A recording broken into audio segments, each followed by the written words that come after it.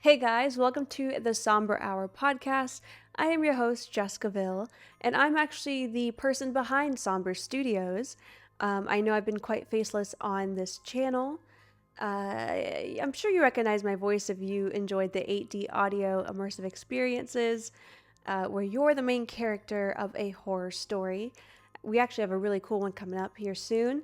It's going to be cult themed, but the ones that I have already produced are the Wendigo Experience, the Circus, the Toy Store, and the Alien Abduction. So definitely check them out. Those are the most popular series on this channel so far.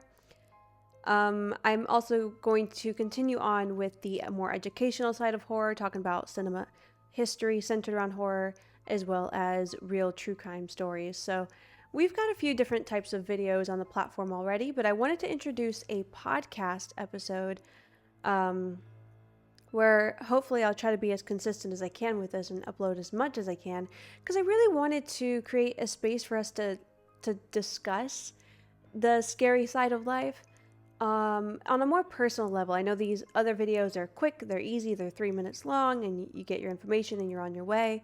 But I wanted something where we like sit down and we speak and we have a discussion in the comment section. And so the Somber Hour is going to be just basically anything and everything horror. So we're going to talk scary stories, we're going to talk true crime stories, legends, lore, anything, you name it. In fact, if you guys have any recommendations, make sure you comment them down below so that way I know exactly, as a horror fan, what you would like to discuss. I would also love to do like film reviews of either old or new movies coming out, suggestions from a fellow horror fan. So the Somber Hour is just our little horrific safe space. But this is who's behind the channel. I know I've been pretty faceless on this channel. In fact, I don't actually look like this. I just recently cut my hair. It was a manic drunk night last night. Actually, I did it last night, literally. And I didn't intend to cut my hair to look like Lydia Deetz bangs, but here we are. I usually have a very feminine 1950s-esque appearance. It's still dark colors, but it's more pin-up fashion, and then I decided to do this, and here we are, having to adjust to the style, but it's fine because it matches this channel perfectly. So I'm in my Elvira slash Lydia era, and I am living for it. So while I wait for this mistake to grow out, this is the way I look. Anyway, for the first episode of the Somber Hour, I wanted to talk about who I am because I know a lot of you guys have found me organically on this channel, meaning you have no idea what my other channels are called.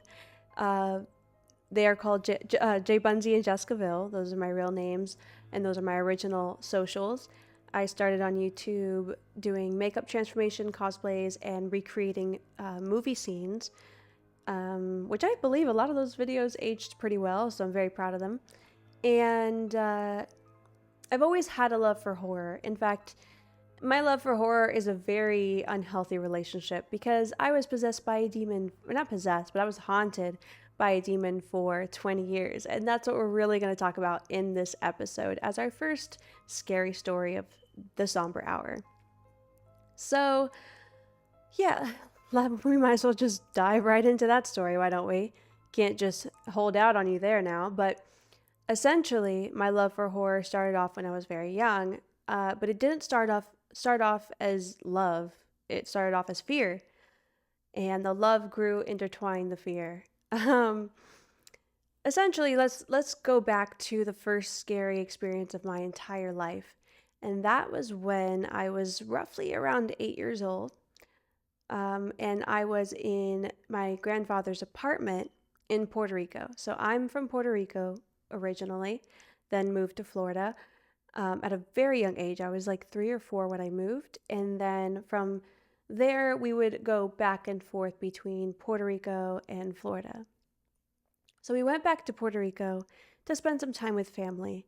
And at this time, I didn't really have an understanding of what horror was.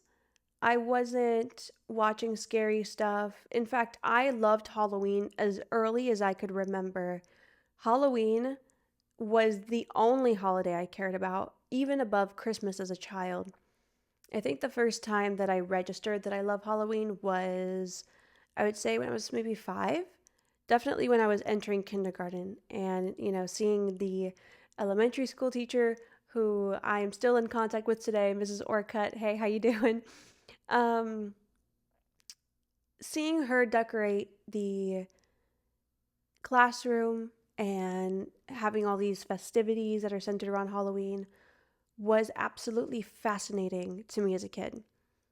But it was like the cute version of Halloween. So my love for Halloween was the adorable sheet ghosts and the happy pumpkins and that one episode from Roly Poly Oly, the what is it, the Pumpkin King or something like that. Do you guys remember that? That's such a throwback. And every, Disney Channel would have Halloween episodes, movies. It was a full season of just straight up Halloween. That was the happiest time of my life, quite honestly. I feel like we kind of died down on the aesthetics as time went on. I feel like the aesthetics just got watered down because I remember Halloween being so festive, so colorful. It was at every corner you turn, it was magic. And I fell in love with that magic at just 5 years old. Though it wasn't until a few years later when I found out the horror aspect of Halloween. And not through a haunted house or a scary movie. In fact, my mom sheltered me quite a bit from that at around that age. So the concept of a ghost was supposed to be cute and Casper like. Well, when I went over to my grandpa's apartment and we spent the night for the first night, I got to learn otherwise of what a ghost or demon probably actually looks like. Um, Now, don't get me wrong, I'm a skeptic. So if you're a skeptic, trust what I say. If I can sit here and say that this was a demon, that means I've done all the mental gymnastics to confirm first that, I was like, is it something scientific, logical, psychological?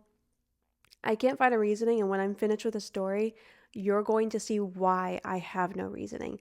I encourage you, I challenge you to find a reasoning behind this story, but only after I'm finished with it, because it's going to blow your mind. So the first night that I spent in my grandfather's apartment, I was in the children's room, which is what my grandpa set up. It's just two bunk beds. The apartment was relatively very empty because he would go to this apartment to go golfing in that area. So it wasn't really used for anything, but they were older apartments. I'd say they were probably built in the 50s, 40s. And this was at that time the early 2000s, so it's quite a bit of time that's passed. And the apartment was pretty plain. It was just a couch, a TV, I mean, white walls, no color, except for the color red. For some reason, there was a lot of red. My bunk bed was red. It kind of reminded me a little bit of the way Stanley Kubrick shoots his shots in his sets aesthetically, minimalistic, primary colored. That's kind of the vibe. And we were sent off to bed after a full day of just going around Puerto Rico. And I remember laying in bed and looking outside my window. And outside the window, I saw a figure. Now, my brother was underneath. I was at the top bunk, my brother was at the bottom, and he was knocked out. So this was just me. It's kind of cruel now that I look back on it. I wish I had someone else to come and experience this with me. I mean, I'm glad he didn't get traumatized from it, but in the same breath, the loneliness is the most memorable part of this experience, is just feeling alone when it happened. I saw a figure outside the window, and it was really tall, and he was wearing a hat. Could not see his face, could not see his clothing, or any detail really, except for the outline of a body and a wide brim hat. And I thought maybe it was my father. He doesn't wear a hat like that, and he's not that tall, but I'm a kid and I'm not putting two and two together. Now looking back at what I remember, and I remember it vividly, yeah, definitely not my dad. But at the time, I genuinely believed it. Um, Anyways, I remember looking out the window and he was just standing there. He wasn't moving. There was nothing if someone's outside and they're shuffling through something, they're walking back and forth to and from and away the window. But it was just standing there looking inside. It didn't move at all. And the longer it didn't move, the more uncomfortable I got.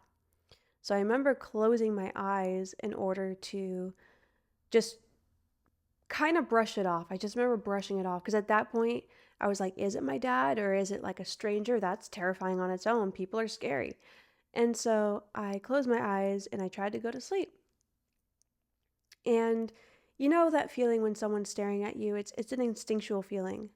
Oh, by the way, no, I'm not going to skip because I had that feeling again just a few days ago. We'll get to that. Anyways, I don't know what that noise was. Anyways, so I closed my eyes for some time and that feeling of like someone's watching me just kept growing. So I opened my eyes and he was still there. So I quickly closed them and I waited and I waited and I waited and I opened them again. This time, the figure was inside of my room, and I could tell because the lower half of the body is now visible. It's no longer outside the window, it's inside the bedroom, but equally not moving. This is where I start getting weirded out. And I close my eyes again, and I wait and I wait and I wait. And I just remember, this is so silly to think about because at the time I had no preconception of a demon. So I just thought there's a person in my room. And my instinctual reaction is to close my eyes. Like, that is like straight out of a really bad horror movie. But the freeze response is definitely real. So I was a kid, so you gotta cut me a little slack there. But I opened my eyes and he's still there. And so I started getting very, very scared at that point. You could feel how unnatural it was. And I think that's what was so scary about it. Like nothing stands that still, and nothing stands that still staring at you. So I decide to slowly put the blanket over my head. Again, another bad horror movie move, but it's actually a legitimate response. That's what's shocking. I know a lot of people were like, oh, that's so silly to cover yourself with a blanket. It's a real response. It's very natural, especially for children. I don't know the science behind it, but we do that, I guess. And I did that. And I remember it felt like I was choking underneath the blanket because it was so hot. You're breathing your own air. It's Puerto Rico, so we don't have AC. So it's very hot, humid, and uncomfortable. Put a blanket over that, and it's just misery. So I waited for what felt like forever, but I waited up until I just got way too sweaty and I felt like I was just breathing in my same hot air. And that's when I gave up and removed the blankets from my face. And I looked over and he was still standing there. But within seconds from that, this figure runs through me. You know that feeling when someone runs past you in a hallway and that gust of wind follows them and you feel that breeze? The exact same feeling, the same temperature, all of that. But he ran towards me, and my bunk bed was against a wall, so he disappeared through the wall. I immediately got up and ran to my parents, spooked, believing it was actually a person trying to attack me. And I tried to explain this to my father, but he was like, "Ah, you just had a bad dream. You had a bad dream." And I was like, "No, but you gotta get Henry. You gotta get my brother." And they just kind of laughed it off and they're like, you just had a bad dream. It's okay. Sleep with us. And the rest of the night, I could not sleep because I was just thinking about my brother being in that room alone with a stranger. After that experience, I had no experiences for a long, long time. We slowly stopped visiting Puerto Rico as frequently, so I stayed in Florida for the most part from here on out. And it wasn't until I would say high school, believe it was high school, the very, very end of it though. I'm talking senior year. I might have already graduated, but I remember having a sleepover with one of my friends. She stayed the night. Oftentimes we'd stay up and chat and giggle and goof around for pretty late. I would say like 2, 3 a.m. was our normal. And this time it was reaching like 2:30 something, and I was like, okay, we need to go to bed. We have to wake up tomorrow because we had plans. And I remember we laid there, and there was an uncomfortable feeling building that reminded me of when I was that young. It was the same feeling. The same someone's watching me, somebody's watching me. That same feeling. And I didn't want to say anything. I didn't want to say anything. I thought it was just me, maybe some sort of panic attack anxiety. Who knows? I didn't make nothing of it up until my friend turned to me and she said, "Do you feel that?" And my heart sunk to my stomach. I was like, "Feel what?" Just playing dumb because the thing about like when someone wants to tell you something, if you really want to know whether or not you're having the same experience, you don't want to feed into it with any of your personal descriptions, because then they might, it might taint theirs and maybe there'll be a shared delusion there. So I didn't want to say anything and I asked her to explain. And she said, "I don't know. It's like I can't breathe and I feel watched, and the energy is so negative in here. It just feels like really weird. I feel so uncomfortable right now." And I looked at her and I was like, "I am feeling that exact feeling and I don't know what it is." I remember looking across the room. There was nothing, no one. I looked outside the window, nothing, no one. So I came up with the idea to camp out in the living room, and she agreed. And for the rest of the night, we were fine in the living room, and that was that. Fast forward to when I'm in my mid 20s now. And what's crazy about this is that my experiences were years and years apart. I really wish that I documented the date that happened on and the years in like the amount of time that has passed in years, because I wonder if there was a theme or a pattern there, but I really didn't document any of that, so I don't know. But I remember being in my mid 20s when the next experience happened, and this was the worst experience. This was, again, 2 or 3 o'clock in the morning, very, very late. And I was texting my best friend, Taylor, and we were just chatting. It was just a regular chat. And I was like, all right, I'm going to go to bed.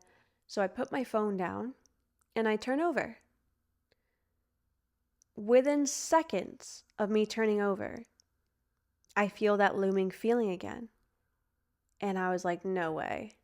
At this point, I feel like because I was more mature, I was older, I was like 23, 24, I was able to look back at when I felt like that as a child and go, this could potentially be a ghost of some kind, you know?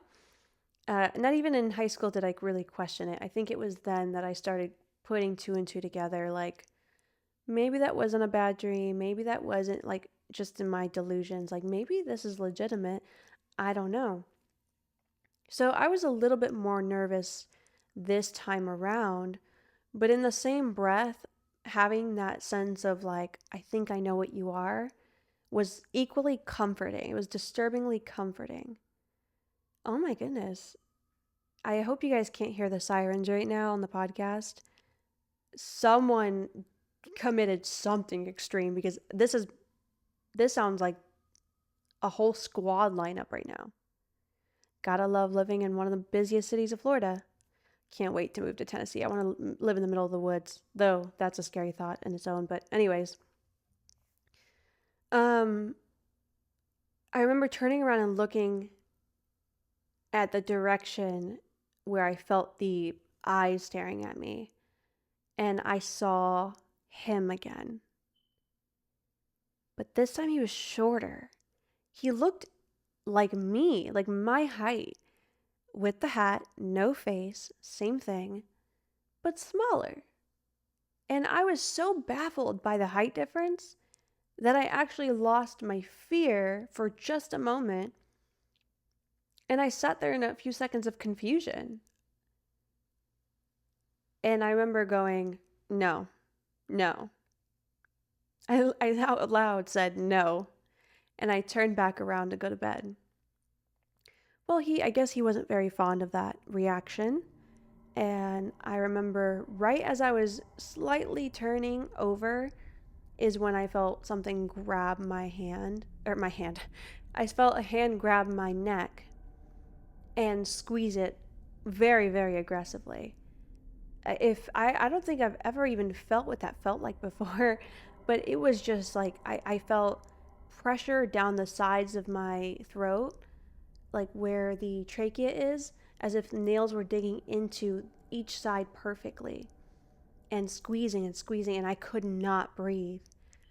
And I start panicking because, you know, first of all, I didn't know these fuckers can touch you, but here we are. So that's a new thing. Petrified. And I couldn't get up, but I could move. Here's the thing, I could move my arms and my legs specifically. It was just my neck. I could even lift my torso up a bit and like struggle, but my neck was like cemented down to the bed. And I remember trying to call for my brother, who's literally just like 5 steps across the hallway. And I couldn't get a single word out at all. And I was like, I have to save myself. Like, no one's coming to save me. And I remember closing my eyes, taking the deepest but most struggled breath of my life, and using that power to lift my body up off the bed. And I did. I successfully did. I just remember going like, and then I got up. And then from there, I bolted outside that room, did not think twice. And I waited on the opposite end of the living room, farthest possible. And I just waited to see, like, is he going to follow me down the hallway? Like, what is this? How, like, well, what's the boundary? What's the extent of this experience? And, I first of all, I didn't feel his energy anymore the minute I left the room. I didn't see him after that. And I spent the rest of the night in the living room, like, just pretty much wide awake. I hardly slept. I slept just very sparingly, just enough to get through the night, but I had my high alerts on. Then I wake up that morning and my mom was like, "What are you doing out in the living room? That's funny." I was like, "Oh, I just wanted to sleep somewhere else. The bed was kind of uncomfortable, so I just wanted to sleep on the couch." And it was a perfect excuse because I actually do enjoy sleeping on the couch, so they didn't question it. But I didn't want to tell her because I am 20-something years old. It's embarrassing to say that you got scared of a monster or a sense of imagination or anything like that. It sounds embarrassing. I'm a skeptic. I brushed it off as another bad nightmare or potentially sleep paralysis, even though it technically cannot be sleep paralysis because the time that I texted Taylor goodnight and the time that I bolted out of the room was literally just minutes apart. One morning, my mom came into the kitchen and she says, "I had such a weird dream last night." And she always tells me her dreams. So I was like, yeah, go ahead. Let me hear this one. Except hearing this one was definitely nothing like all her other dreams. She had a dream, and she said it so casually. She's like, "I had a dream that you were standing at the edge of my bed, wearing some sort of hat, and just staring at me like you were trying to scare me." And I was like, Jessica, and you didn't respond to me. And then you walked out of the room. And I was like, how do you know it was me? She's like, well, it was, it looked like you, like the same height. It was like a short body. I thought it was just you. And for a second, I thought I was awake, but I guess I was asleep or something. But it was such a weird dream. Wearing a hat and is at my stature is exactly how he looked the last time that I saw him. And that's when I told her. I was like, that's really weird. Remember that one time that I camped out in the living room? It's because I saw that exact same figure. and then she got weirded out, but she's not really like a believer of ghosts essentially, so everything just got brushed off as like an oddball coincidence. And that changed the way I looked at the situation entirely.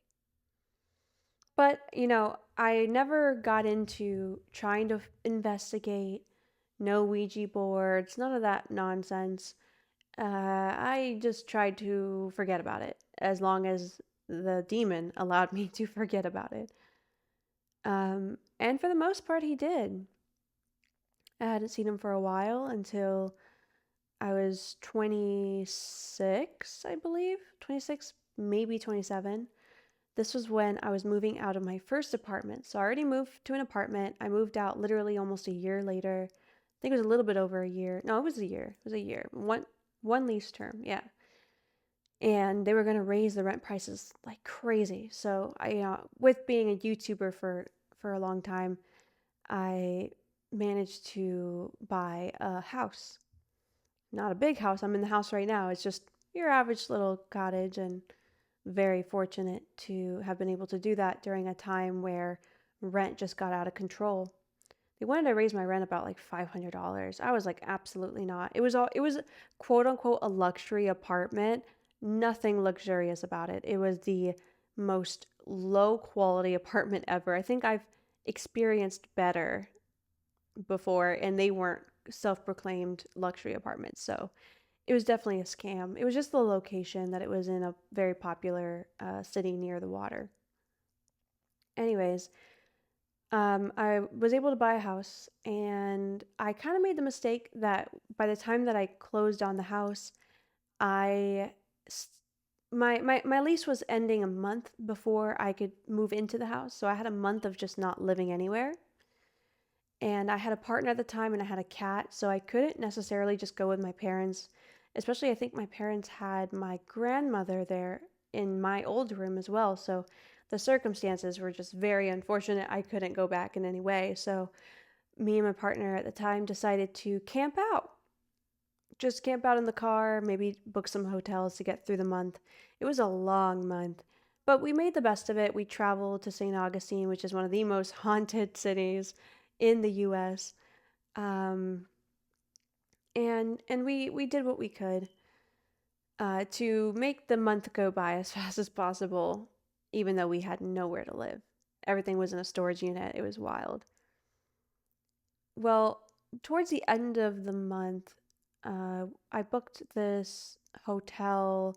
It's one of those accommodations that are for longer stays, so there is a bigger deal. But typically, people who lose their homes stay there.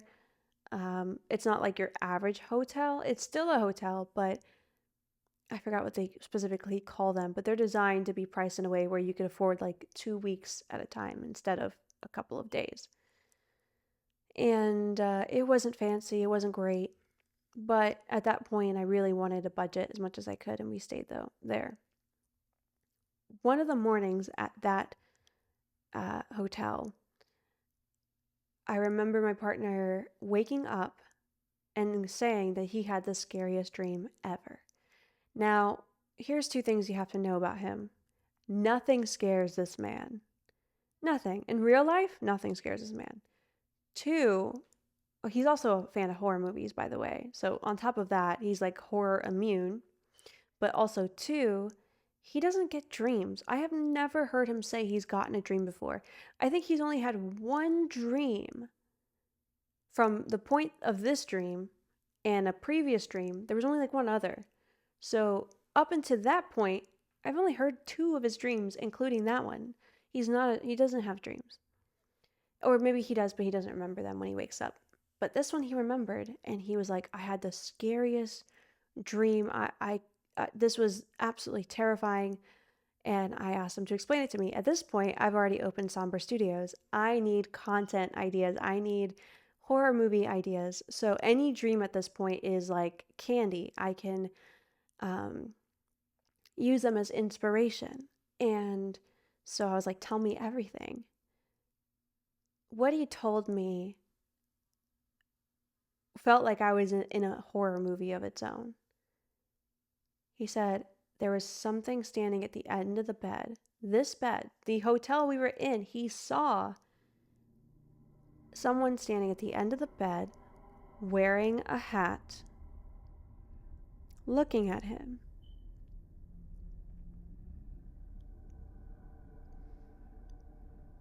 And he was describing it as terrifying, though he said it felt more terrifying than it looked. And he was like, I just wanted to grab my gun. You know, he's carried a lot. He's licensed to carry, so he's like, I wanted to grab my gun and threaten the person to get out of the room, but I was so frozen in fear, I just couldn't even move a muscle. And then it just vanished. And I never told him about any of that stuff, the growing up with the demons thing. So that was a day that I did. And I was like, I think you saw my demon, dude. I think you saw my demon. Let me explain. So everything I just told you is what I ended up sharing with him that morning. And he was like, well, you better keep your demons away from me. I was like, well, yeah, there's that now. So I started getting worried. I was like, oh my God, is he back? Like, why is he showing up to other people now?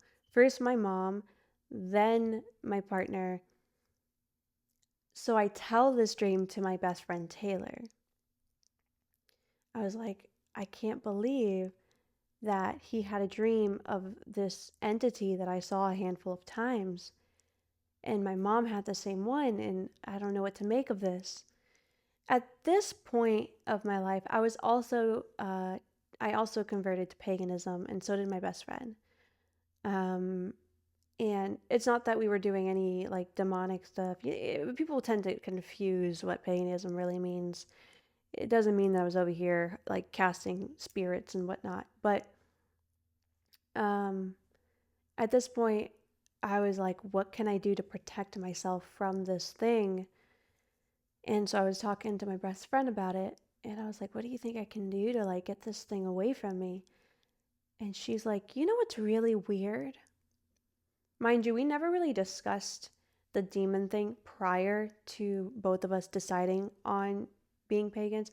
Mind you, we decided to be pagans from a conjoined dream that we had. Let me not derail too much from the original story, but her and I had a conjoined dream of us in a different time being witches. And I was a school teacher, and she was just coming to my classroom, and she was coming to my classroom to help me because I accidentally turned the students into sugar ants because I had a birthday cake and they were being greedy about it, and they started tearing into it before I allowed them to. So I panicked and turned them into ants. It was so bizarre, so bizarre. But the bizarre thing about it is that when I told her about it, she told me about her dream. And she's like, I had a dream that I went to go pick you up and you were panicked, but I couldn't figure out why. And you said that I needed help and blah, blah, blah. And it was so weird. And so we looked into it, and that's kind of the rabbit hole we fell in. It was bizarre that we were both witches, and she had the second half of my first half of the dream. Anyways, um, so I never really had a reason to discuss with her this whole demon experience growing up. She's not very good with the horror stuff. She's very, very sensitive to horror. She doesn't like haunted houses. She doesn't like ghosts. She doesn't like being scared. So she's not the friend that I go to talk about this kind of stuff. But I guess now that we were doing the pagan thing, I felt like now it's not a matter of scaring her with the scary story. It's like I need help to figure out how to keep this thing away from me. And I remember she looked at me, or like on the FaceTime, looked at me. We weren't in person. And she was like, you know what's really weird? I always felt really uncomfortable around you at night in your house. Like, I got really weird vibes sometimes. Like, there was just something attached or looming around you, and the energy was just not right. And I was like, Taylor, you didn't think for a minute to tell me this? You didn't think for a second to tell me this at any point? And she's like, well, no. I didn't want to be mean. And I was like, that's not mean. That's a genuine concern if you feel this like heavy like spirit. And I was like, do you still feel that? And she's like, no, it was just when we were kids, and it was only in your room specifically. Very bizarre. Um, Now my house was a new build, and again, my first experience was in Puerto Rico. There's no way that this was like because I lived in a haunted house or anything. So, I mean, sure, maybe the land it was built on or something, but again, I experienced it in Puerto Rico first. There's no way it was like a haunted house situation. But it's interesting that this demon had the strongest presence in my bedroom, and that I would love to know why. In bedrooms in general, actually, because I've never seen him outside of a bedroom. The Puerto Rico bedroom, the new build house bedroom, my mom's bedroom, and then the hotel bedroom. Interesting. I just kind of put all that together in my head right now. I never looked at that as a pattern. Anyways, um, she was like, well, I mean, I can look some stuff up and see what we can do. And I did what I thought worked, and I think it did because I had never seen him since that. He kind of just disappeared, especially when I moved into this house.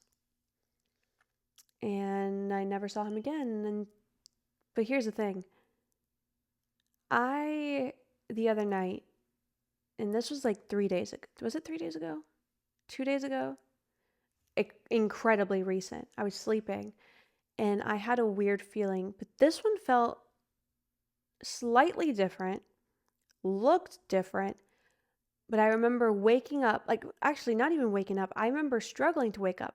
You know, like when you're panic. I don't know if anybody's actually gone through this, but if you've ever panicked, like trying to wake up, panicking, you're like frantic to try to open your eyes, but your eyes are just, they're like cue balls inside your skull. You're like struggling to open your eyes and you can't focus them and you're trying to look around the room and everything's a blur. That's what I had to deal with. I was so stressed trying to wake my body up because I felt this instinctual someone's looking at me through the window. Someone's looking at me through the window. And I remember along the blur trying to look at the window and I saw a figure, no hat, no hat. That threw me off. And he was like burly. Like I might have had an actual human looking at me through the window. I've been closing my blinds since then. My blinds are open. But that side of the house you can't really access very easily, so that's also what confuses me. I was like, was there a real person looking at me? Was it another demon? I don't know. I don't know. It's a bunch of cluelessness, and I don't know what to make of it, but I did feel like someone was staring at me while I was asleep, and I felt like genuinely panicked. And trying to force my body awake was just so stressful. I don't know if I could say that that is the same demon. So therefore, I'm not going to add it to the collection of demon experiences, but that is up for debate at some point in time. If that happens again, maybe I can get a better picture. But that's the last weird experience I've had. Otherwise, every other year of my life was very normal. Through that time, I, at the same time, still grew my love for Halloween, my love for horror movies. Um, I remember when I was starting to be like 11, 12, my dad would do those. You remember those videos where they would have a jump scare in it? So you convince somebody to sit there and stare at the video until the jump scare pops up. Yeah, he would do that to me all the time. So between the fact that I had potentially real demonic experiences and just kind of falling in love with the dark side of life naturally, completely disconnected to the demon thing, um, I feel like not only do I enjoy the darkness, but I'm not scared of it. I'm nervous of it sometimes when it's in real life, but the concept of it, in films or in haunted houses don't really alarm me. I think once you go through something very real, or at least what you believe is real, then the fake stuff just doesn't hit. So I don't think there has ever been a time in which I've watched a horror movie and I was genuinely scared. The first horror movie I watched was 1408, and I remember I would force my best friend to watch it with me over and over. And I was very young too. I think I was like 13 or something. And it didn't scare me. It terrified the hell out of her. That's when she started realizing she hated horror movies. But I don't think I could ever recall a scarier time in my life other than the experiences that I had with this entity. So, yeah. I don't think it necessarily traumatized me though in any way, shape, or form. Weirdly enough, I feel like this would kind of mess with someone's psyche, but I feel like I was always designed for the darker side of life. And so, even though in the moment of experiencing these experiences, it is terrifying, it never really had a lasting effect on me. Um, and again, I loved Halloween since I was in first or kindergarten. So it came very naturally for me. Now, a lot of people hearing that story would go, "Ah, I see why you opened Somber Studios." But the thing is that I kept that side of me very quiet. When I was in middle school, I dressed very gothic. I was nicknamed the real life Wednesday Addams at school. And it's because I wore my black hair, this is my natural color, in pigtails. And I would wear stuff like this, just like lots of black sweaters, black dresses, it doesn't matter. Um, Stripes, kind of Tim Burton-esque actually. I'd say my style was very Tim Burton inspired. I loved, Nightmare Before Christmas, all that sort of stuff. And then it wasn't until high school that I decided to blend in a little bit, and I completely stripped myself away from the darker aesthetic, and I dressed very normal. I'm talking skinny jeans and a V-neck shirt, and my hair straightened, pinned back with maybe some hoop earrings and makeup, and it was a complete change. And that's when I really started enjoying the girlier side of myself. I feel like I'm like Persephone, where I have the lightness, but I also have the darkness. And so through high school, I felt like it was genuinely a lot of fun to dress a little bit lighter palette. Um, and then after high school, when I started going on being on the internet, I went full 1950s pastel bubblegum, girly pop, vintage, and I experimented with that style. I've always loved history as a kid, always loved it. Like vintage music, vintage home decor. Again, like I have two different, it's like I have my own twin living inside of me. So I've always equally, as I enjoyed the darker stuff and the Halloween stuff, at the same time, you would catch me on the oddball days watching vintage 1950s stuff. So, um, my aesthetic and my style in general was very diverse. So in on the internet, I decided to go very pastel, very bright, very bubbly, and that was a lot of fun too. I did give off hints that I was also very dark. I did a closet tour on YouTube where I showed my darker stuff. I call it my Halloween closet tour. If you remember that video, comment down below. And I dropped hints, but people actually did not like me when I would show that side of me. I would go hardcore during Halloween because I felt like I blended in. So I would go for like this darker, vampier look on Halloween with my red hair. And people liked it then, but when it would kind of bleed over to November, people would be like, all right, that's enough, wrap it up, let's put the pink back on. And I definitely had people dictate the way I presented myself. Whenever I strayed too far away, people would clock it and be like, no, no. Um, and so I kept that side of me hidden for a long time on the internet and just did what people enjoyed. And then, of course, you can only go so long doing that. And I just decided to be like, F it, I'm done with this look. I'm getting older. I feel like this look is immature, and I tiptoed little by little. I dyed my hair brown instead of the bright red that I had. and I still wore vintage, but it was like less pink and a little bit more neutral. And then I walked down to wearing dark vampy type of stuff.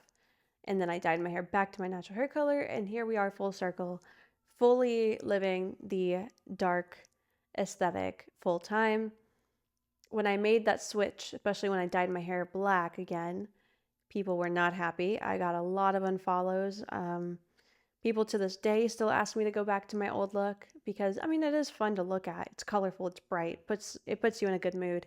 But it's just not really fair for me to not be able to express, my other twin and her love for things. So even now on my page, I still dabble between vintage and gothic and vintage. Like Morticia and Marilyn Monroe is type of like, it's kind of the type of mix I like to go for.